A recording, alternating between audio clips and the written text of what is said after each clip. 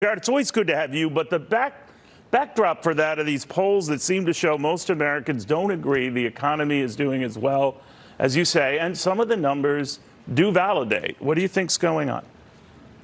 I think there's lots of different polls you could pull from. I think the numbers that we think are most important to characterizing this economy from the perspective of working families is how they're doing. They've got real wage gains up over the past 7 months. 12.1 million jobs since this president got here. A manufacturing boom, 800,000 jobs since Biden took office in manufacturing, rebuilding clean energy, semiconductors, building things in America once again. Anyone who said that can't be done, firmly rejected by this president. A 3.4% unemployment rate, the lowest in over 50 years. You mentioned the 12 million new jobs, when in fact the Department of Labor Statistics said that those are actually added back jobs, the jobs that were taken away during COVID. That's just factually wrong. Let me just pursue it. And that the jobs actually created were more like 2.7 million. The same comes to manufacturing jobs. When you talk about 750,000 more of them added on, a lot of them are just jobs that came back from what we had. Look, Neil, not that your gain is actually smaller than that. A job gain is a job gain. I take nothing away. But do you think you inflate the numbers? No. So I'm just not going to let you blow fog over what is clearly an absolutely stellar economic record, especially in the labor market. But are those new jobs? Are those new jobs, Jack?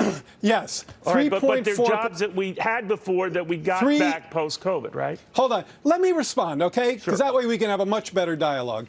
3.4% unemployment. That's the lowest in 53 years. It's lower than expectations were for this time of year based on forecasts that were made by CBO. So that's responsive to your question. We are outperforming where people thought the economy would be. If you look at the long-term job gains over this expansion, we've surpassed our pre-pandemic level way before almost any other business cycle on record, at least going back to the 1950s. Manufacturing is engaged in the strongest business cycle since, I think, 1953. You just don't pose those kinds of economic records unless your economy is doing something very right. And I'm just not going to let you, throw a fog of numbers at here to undermine that. Well, generally, I'm not in the business of throwing a fog, but just giving the numbers. But I did want to go into that with you because Janet Yellen on the 517,000 job gain had said there is no recession when you have numbers like that. Do you agree? And is the administration's view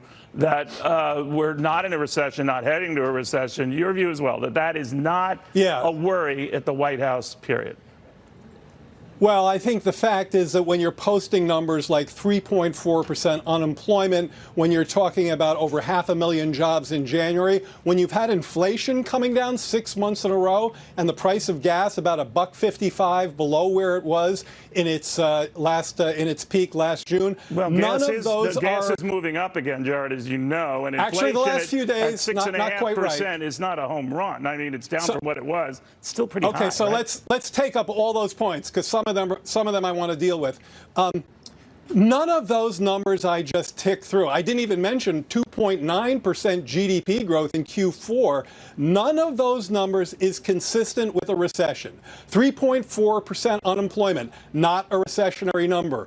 517,000 jobs last month, not a recessionary number. Inflation down 6 months in a row in a year-over-year rate. Now, you just raised a good point. 6.5% year-over-year inflation is too high. That's down from over 9% a few months before.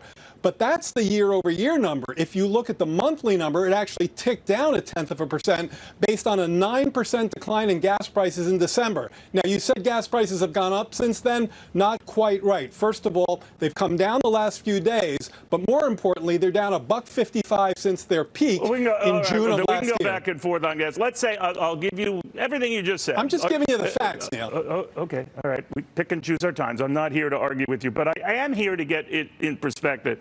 You have to explain, and you did explain very well, some of the real job surges that we've seen. This 500,000 one last month, that was incredible. There's no excuse or way to dismiss it. The 3.4% unemployment rate back to early Nixon days, remarkable. But do you find it just as remarkable that the American people don't feel the same way?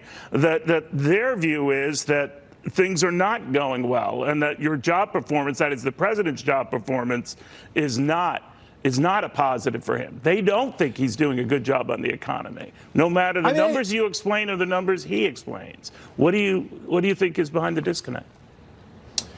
I think you can find different results in different polls. I mean, let me tell you one thing about a partisan result that I've been kind of carrying around in my head.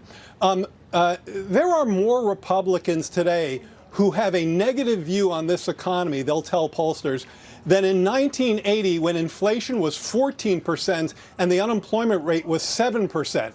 In other words, Republicans were saying that the economy is worse now relative to then when inflation was 14% and unemployment was 7%. That feels to me like a very partisan result. Now, I'm not saying every poll reflected in a lot of polls, right? I mean, it was an AP general poll of all voters out there.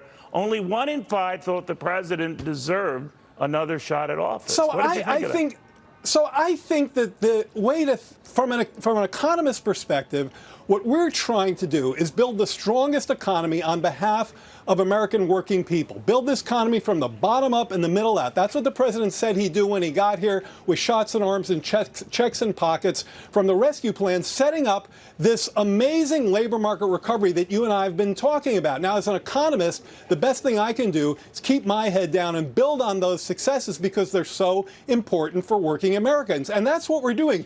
You'll hear tonight, the president is not talking about sitting on his hands and looking backwards at all these great successes I've just been ticking off to you. He's talking about continuing to implement the bipartisan infrastructure plan, the Inflation Reduction Act, standing up a clean energy, electric battery sector, standing up semiconductor production in this country, finally reinvesting in our public goods that have suffered decades of disinvestment. That's the only way we know how to move forward in meeting the needs of the American working class, and we're going to continue to do so. Okay, we got through that fog just nicely. Jared Bernstein, thank you very much. Neil. Always good seeing Good talking to you. Top economic advisor to the President of the United States, Jared Bernstein.